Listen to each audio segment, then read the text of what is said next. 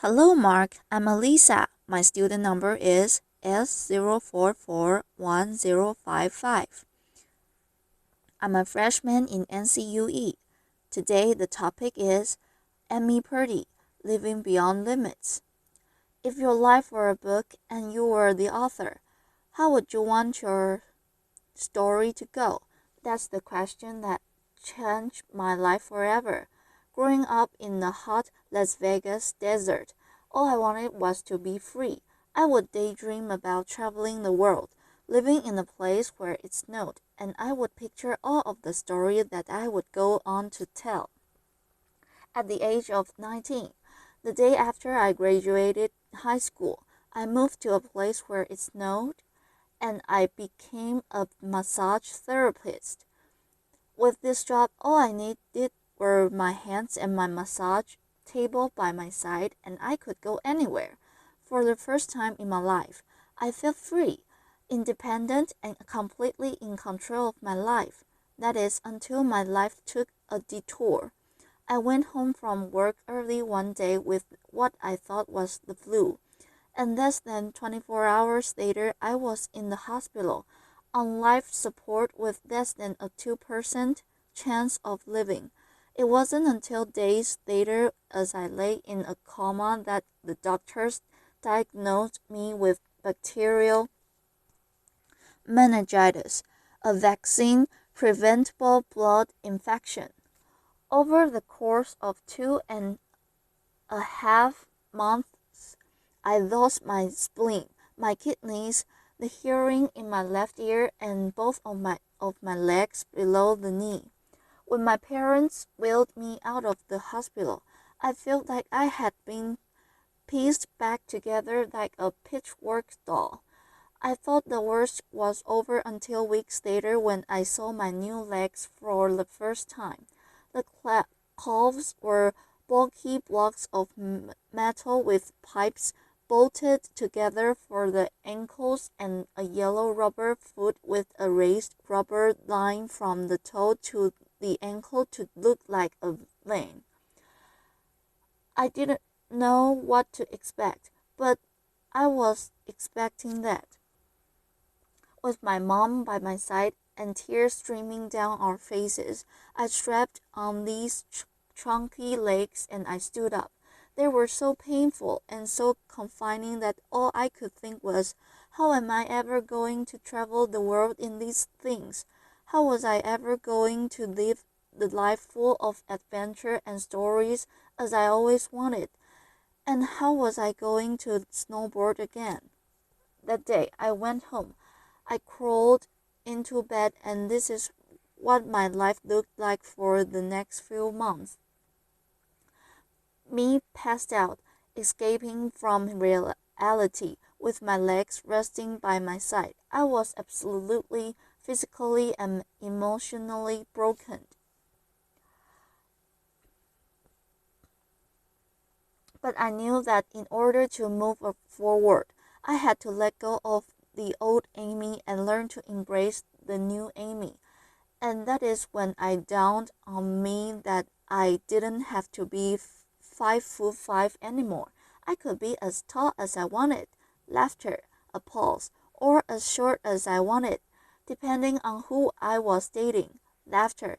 And if I snowboarded again, my feet aren't going to get cold, laughter. And best of all, I thought I can make my feet the size of all the shoes that are on the sales rack. Laughter. And I did. So there were benefits here. It was this moment that I asked myself that life-defining questions. If my life were a book and I were the author, how would I want the story to go? And I began to daydream. I daydreamed like I did as a little girl, and I imagined myself walking gracefully, helping other people through my journey and snowboarding again. And I didn't just see myself carving down a mountain of powder. I could actually feel it. I could actually feel it. I could feel the wind against my face and the beat of my racing heart as if it were happening in that very moment. And that is when a new chapter in my life began. 4 months later, I was back up on a snowboard. Although things didn't go quite as expected, my knees and my ankles wouldn't bend, and at one point I traumatized all the skiers on the chair lift when I fell my legs. Still attached to my snowboard, laughter. When flying down the mountain, I was on the top of the mountain still. I was so shocked. I was just as shocked as everybody else, and I was so discouraged, but I knew that if I could find the right pair of feet, that I would be able to do this again. And this is when I learned that our borders and our obstacles can only do two things. One, stop us in our tracks, or two, force us to get creative. I did a year of research, still couldn't figure out what kind of legs to use, couldn't find any resources that could help me, so I decided to make a pair myself. My legs maker and I put random parts together, and we made a pair of feet that I could snowboard it in. As you can see, rusted bolts, rubber, wood, and neon pink duct tape. And yes, I can change my toenail nail polish. It was these legs and the best 20th birthday gift I could ever receive.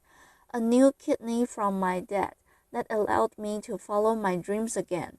I started snowboarding, then I went back to work, then I went back to school. Then in 2005, I co-founded a non-profit organization for youth and young adults with physical disabilities so they could get involved with action sports. From there, I had the opportunity to go to South Africa, where I helped to put shoes on thousands of children's feet so they could attend school. And just this past February, I won 2 back-to-back World Cup gold medals, applause, which made me the highest ranked adaptive female snowboarder in the world. 11 years ago, when I lost my legs, I had no idea what to expect. But if you ask me today if I would ever wanted to change my situation, I would have to say no, because my legs haven't disabled me. If anything, they've enabled me. They've forced me to rely on my imagination and to believe in the possibilities. And that's why I believe that our imaginations can be used as tools for breaking through borders, because in our minds, we can do anything and we can be anything. It's believing in those dreams and facing our fears head-on that allows us to live our lives beyond our limits. And although today is about innovation without borders, I have to say that in my life, innovation has only been possible because of my borders.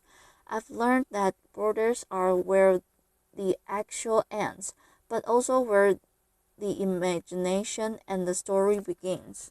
So, the thought that I would like to challenge you with today is that maybe instead of looking at our challenges and our limitations as something negative or bad, we can begin to look at them as blessings, magnificent gifts that can be used to ignite our imaginations and help us go further than we ever knew we could go. It's not about breaking down borders. It's about pushing off of them and seeing what amazing places they might bring us. Thank you.